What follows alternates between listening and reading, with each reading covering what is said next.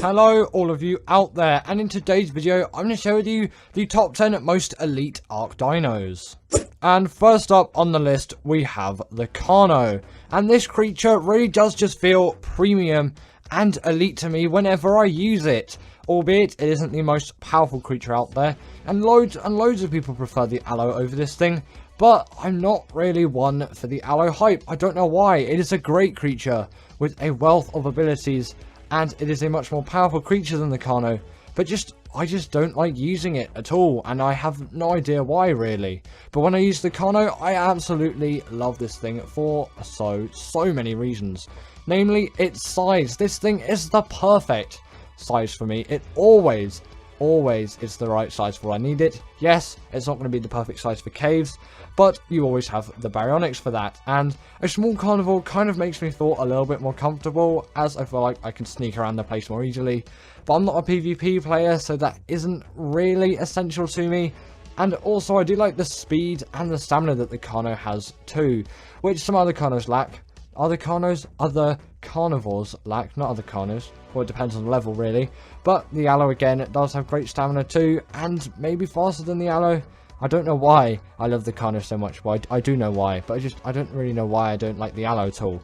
But either way, this thing also does have a really great bleed ability, which works in its favour, and it deals a heck of a lot of damage. It is really worth to get the Carno someday, but if you're more of an Allo person, then go with the Allo, I guess. But I can never really like that creature, and I don't really know why. Next up, we got the Theory, and this creature has to be included on the list.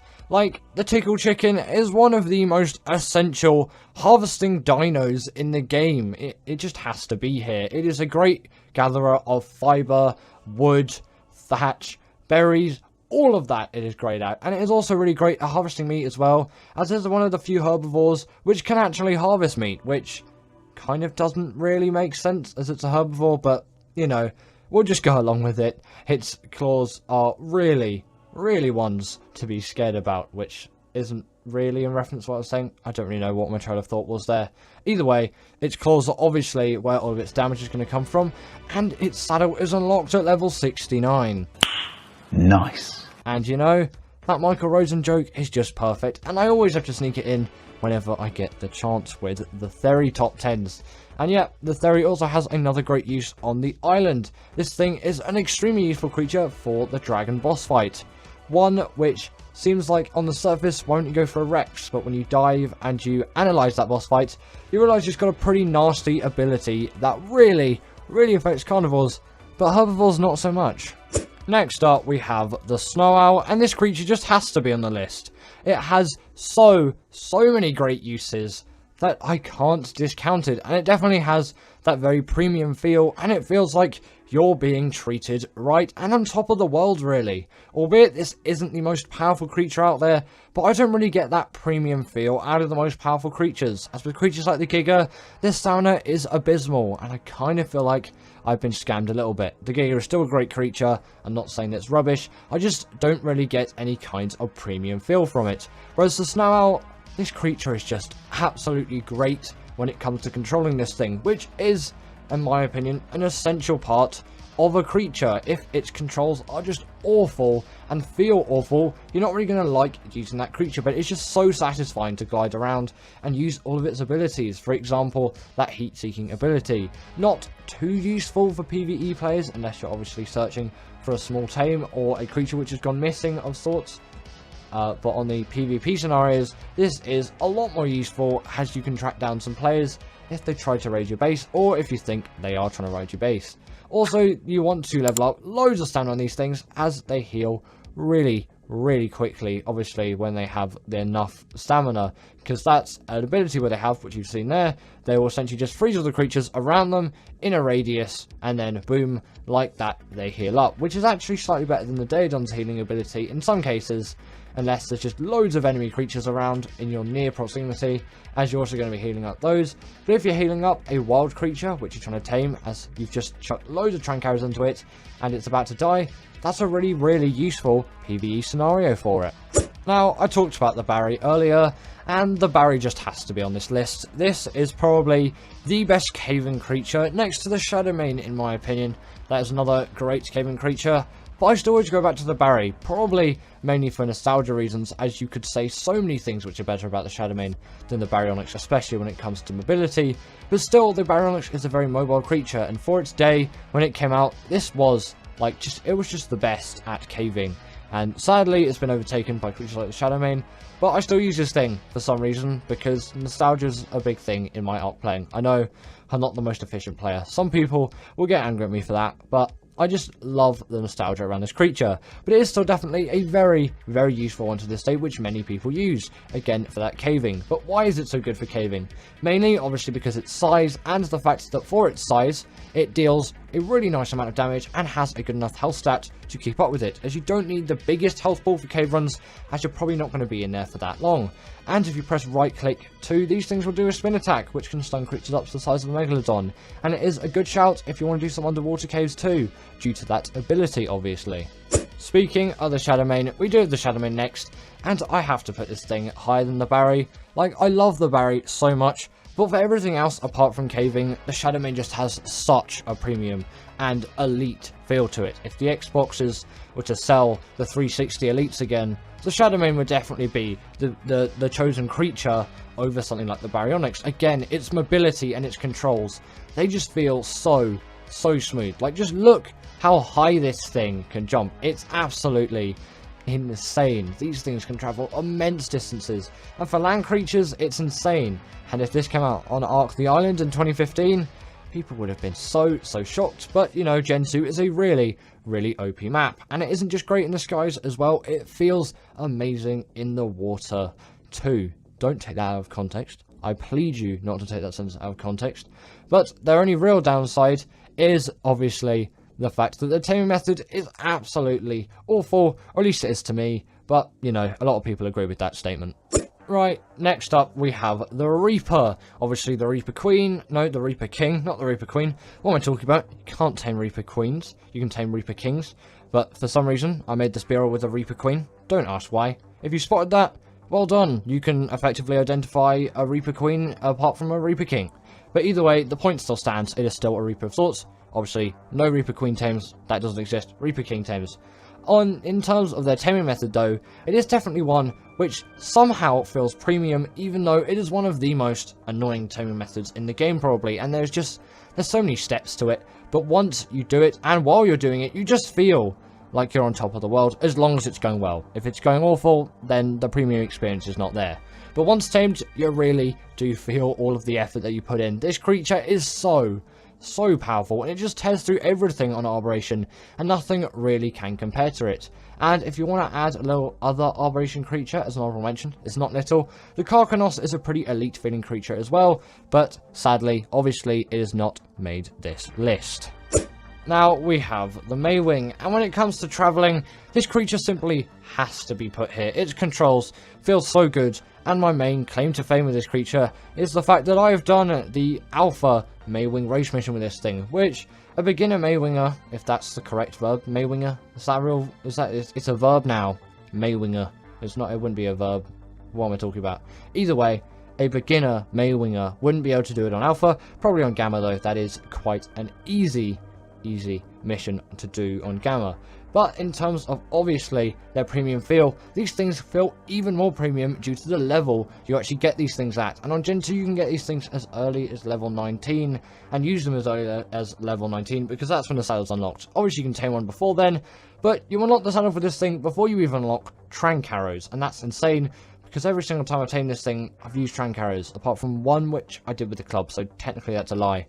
Also, they do have a very premium feel when it comes to the milk which they produce, being a portable feeding trough, and it just gets a lot of the hassle away from breeding. And they can gather berries too. It really feels like this creature is just packed with every ability which you could really want out of it. In at number 3 is the RG, and the RG just has to be put in that top 3, as the RG is that creature which I always look to when I go for metal runs, and the premiumness, if that's even a word, over the Pteranodon is insane. In fact, that even sometimes in my gameplay, I won't even go for a Pteranodon, I'll just go straight for this creature if I feel up to taming it, as I usually don't trap these things, as I'm a bit stupid when it comes to taming Argies, so I usually give myself a really horrible time with these creatures, which is sometimes why I struggle to tame these things.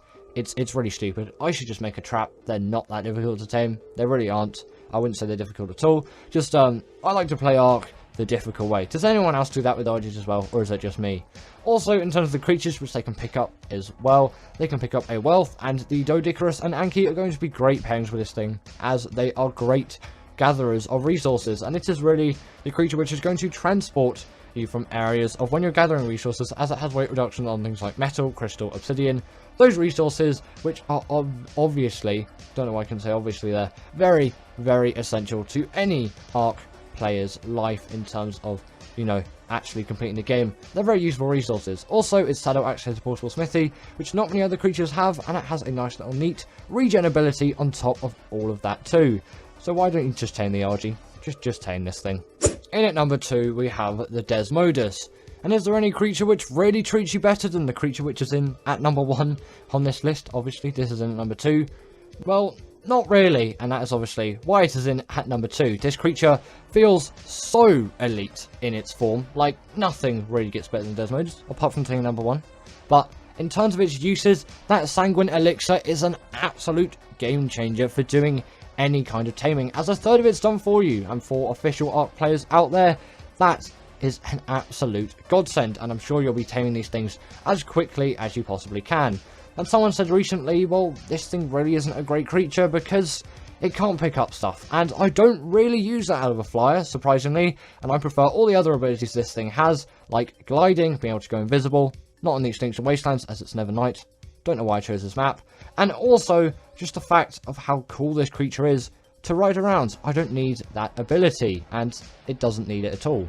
And in at number 1 is the Dionicus, and I just have to put this thing in at the number 1 spot, as its controls feel great, and all of its abilities, which I'll get to in a second, are so good, not even any other Ark creature can actually have the claim to fame ability which this creature wields. Obviously, why it is just such a useful creature.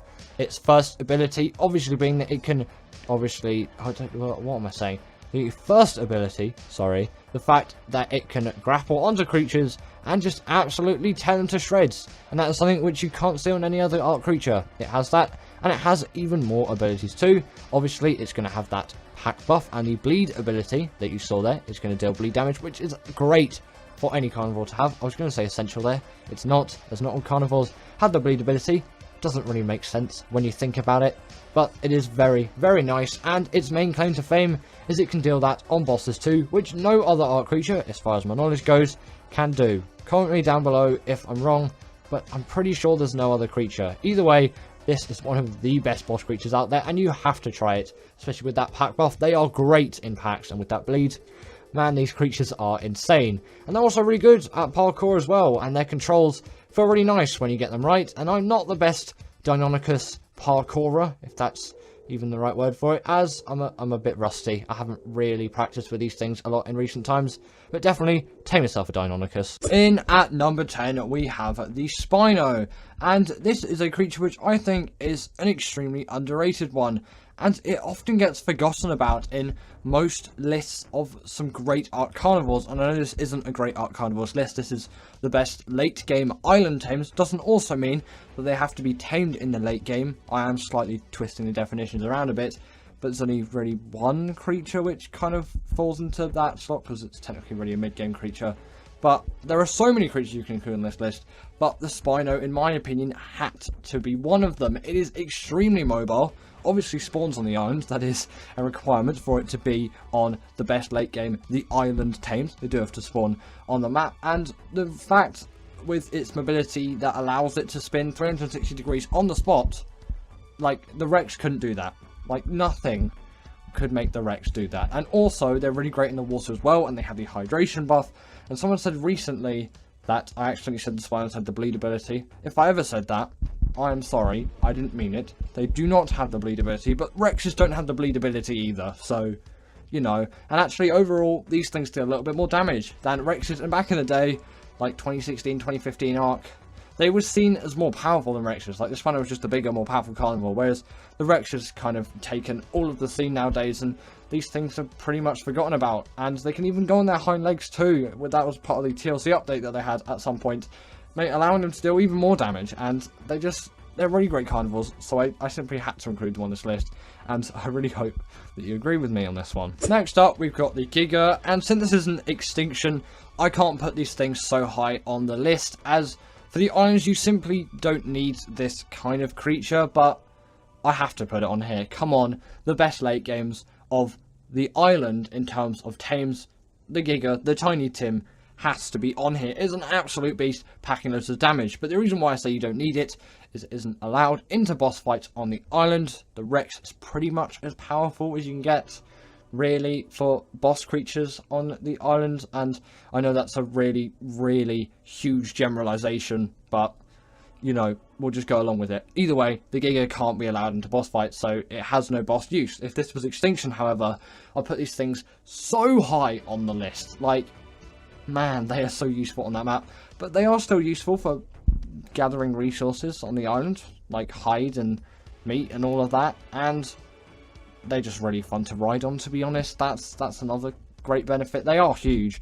The only real downside being their terrible stamina and their rage meter, so it kind of gives them a percentage of their own health, so they don't technically have their true amount of health.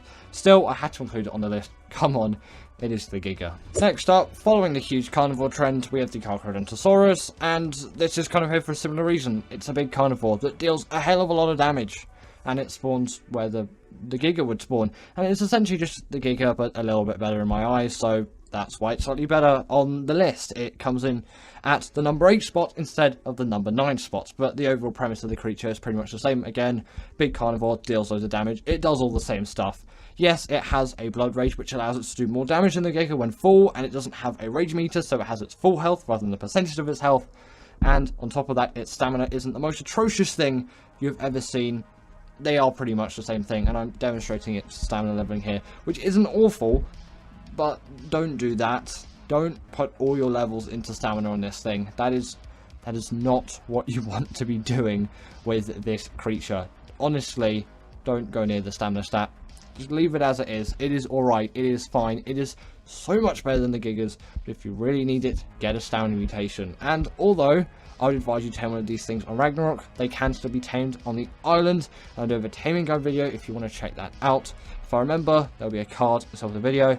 If not, there'll be nothing. Right, in at number 7, we have got the Rhino Gnather, and I had to put this thing here. Come on, this thing can literally pick up Rexes. It does have to be warranted as one of the best late game the island creatures. And what a late game creature this is. Honestly, it's absurd. Like, its tame method and all of that. It only spawns on the islands under Lost Island, actually. And in normal, I'm still going to call it normal Ark really, because ASA hasn't normalized itself in the Ark community. It's pretty much half and half, I think, at the moment, if the numbers are to be right, because ASA frankly is too expensive, and on most things it doesn't run very well. On the consoles though, if you do get ASA on a console, you'll be fine with it. It will be a perfect experience for that console, and it will work. But on PC, I'm literally buying a 3090, which at the time of me recording this video is a £650 used card, let alone its price new, just to play a dinosaur game. But thanks to you guys, all of you watching these videos out there, I've actually been able to afford a card like that for my own personal rig. Currently, I still have the 2060 Super in it, but soon, should be maybe 2 weeks from now, I'll have a 3090 in this thing, and then going on later in the year, I'm going to go for a 3950X and get some more RAM, because 16 gigs isn't really enough anymore, especially for ASA. It does actually recommend 32 gigs of the stuff. Also, if you noticed here, I've been, with the B-roll, I should have said, sorry, cancel my last point there, I've got technology stuff in my mind. Either way, the B-roll there has been showing you how to tame one, which is from my video of how to tame one. Again, if I remember, I will leave a card. If not, there won't be a card there, and you just have to look up Rhino Gnather. But the same method for the Rhino Gnather is pretty much an exact copy of the Reaper taming method, so if you know that, then you'll be fine. But there's just a couple of extra steps, but it's not too complicated, but definitely is a late game tame because you need a lot of resources for it. especially if you want 100% effectiveness. Next up, we've got the Utterrannis, and this creature is one of those tames where I just, like, I don't feel right if I have not tamed this thing on the island, and it's so essential for any kind of boss fights. I had to put it on this list. It has to be here, okay? This is the Utterrannis. It gives that buff to all of your creatures with the courage roar in the boss fight, and paired with a Daedon, it really does work. Although, I found the Daedon isn't the most essential nowadays, and actually I have done quite a few things without the Daedon. I've just paid more attention and put my health into my Rexes or whatever boss creature I'm using. I admit a Daedon is helpful, so that is why I'm giving it a small mention here, although it is not making this list of the best late game Arc tames. And actually, towards the late game, it does become a lot more boss orientated, and you'll see that with the next 4 or so creatures. But actually, the creature in number 1 is not boss orientated at all, and I wonder if you can guess it. If you do guess it before the number 1 slot, then put a time pin down from when you actually guessed what that creature is. Right, now at number 5 is the Barryx. Almost couldn't say 5 there. And luckily, now we have got all my personal life out of the way and all my tech life out of the way, we can now focus more on the dinosaurs, as I'm sure you don't need a full lecture right now on my life story. Either way, the Barryx is a pretty easy tame for it to be making this list, and it is the second easiest, I would say, on the list. The creature in at number 1, I'm going to give you another clue there, is... No, it is the easiest tame. The second easiest tame is at number 1. It's a very simple knockout tame, spawns in the swamp biome. I think you can find it in some other places as well. Definitely can, not just in the swamp biome, but if you really want to guarantee finding one, just head there. Make sure to avoid swamp fever. Either way, they're the best caving creature on the island, which is why I put them in this list. And they have a right-click spin attack, which can stun creatures up to the size of a Megalodon, which makes them pretty useful for underwater caves as well. I know you can use Sarcos and Basilos and all of that, but for me, the Barry does everything, and that is why I use it. Apart from the artifacts of the Skylords, that cave is far too tiny for pretty much any creature to fit in, unless you have a dung beetle for caving for some reason. Next up, we've got the Megathereum, and this is here for the chitin gathering, but mainly because of its insanity against the Broodmother boss fight on the island, and obviously that is why it has made the list, and that is why it is here. It is the best creature on the island for defeating the Broodmother, as it sort of gets a rage buff, you could kind of call it. Not in the case of what the Giga has, or... It's very similar to the Carrottosaurus's Blood Rage, although it doesn't really involve blood, and a sort of alpha buff glow to it, and essentially, once it's killed an insect, it will deal absurd damage to just everything, and I think there's a 500-second time or something like that. But considering the Broodmother constantly spawns spider minions at you, pretty stupid of it, I know, they will constantly replenish that buff, so that buff will always be active, and in the presence of a duty buffing them even further, you have yourself a pretty insane army against insects, as I think it gives some damage, and then obviously some damage reduction on top of that as well. And again, you're going to get a lot of chitin from that Broodmother boss fight, so I guess if you want loads of chitin instead of going to the insect cave, just do the Gamma Broodmother a lot, or you can do the Alpha Broodmother or the Beta one. It doesn't really matter. Any Broodmother stage will work perfectly with this thing. No issues at all. They are the go-to for the Broodmother, which is obviously why I've had to put them on this list. And in a second, you'll see what that buff looks like. And, you know, maybe you can see what I mean by it looks alpha buff-like. In at number 3, we have the Theory. And this creature had to be in here. Firstly, because its saddle is unlocked at level 69. Nice. I know, that is a very nice one. Obviously, makes this thing the perfect Ark creature. There is nothing better than it.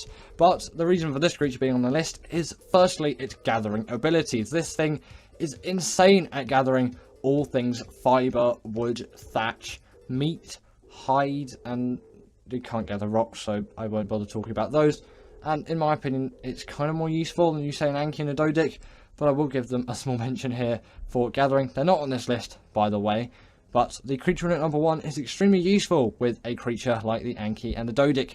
Have you got it yet? Have you not? Either way, the other use for this creature is that it is the best creature on the island for the dragon boss fight. The only downside being it's a herbivore, so for it to heal quickly, you will need sweet vegetable cake. This is where I would say a Daedon is very necessary to make sure these things stay alive during the boss fight, as then they can actually heal up quite quickly and effectively.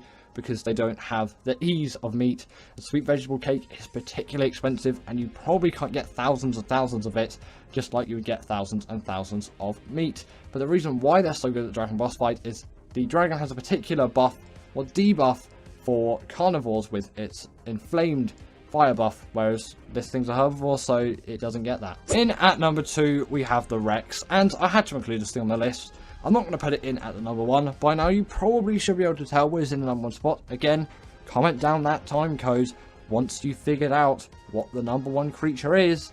But either way, this creature, the Rex, obviously, is the go-to creature for any kind of boss fight. Yes, it does have a slight debuff in the dragon boss fight, and it doesn't have the buff the Megathereum has in the Broodmother boss fight.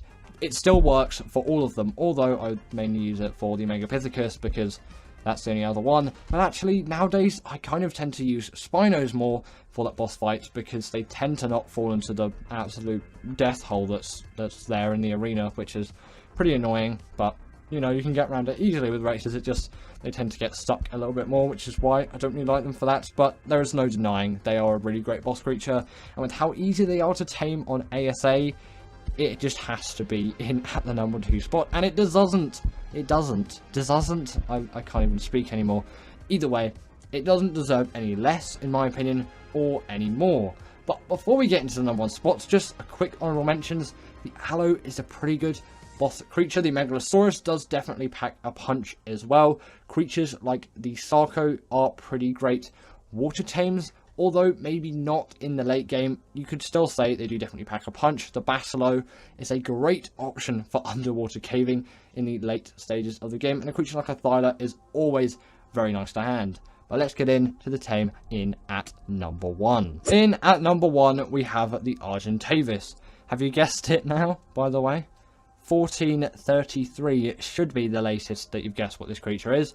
Either way, this, in my opinion, is the best Ark late game tame for the island. It is just such a useful flyer for travelling from A to B. With Cryopod, you can travel with any creatures which you want, and it's always my go-to flyer. And if flyer speed leveling was still a thing, then maybe I would go for a Quetz, but they are so slow, and also I still prefer the Argy in a lot of ways. Although it can't pick up as much as a Quetzal, it is faster than the Quetzal, and it has weight reduction on many resources like metal, crystal, and obsidian, making it a go-to for all of that metal farming. And metal is an essential resource in Ark Ready. To actually complete it, you'll want at least some flat gear, and you'll probably want a pump action shotgun, and obviously metal tools so you can make your gathering process as efficient as possible. And when paired with an Anki and a Dodik, you have yourself an even better creature. And they are so easy to tame. That's how they're being unlocked at level 68. Yes, just one off the perfect level. At least I'm pretty sure it's 68. It's either 68 or 62.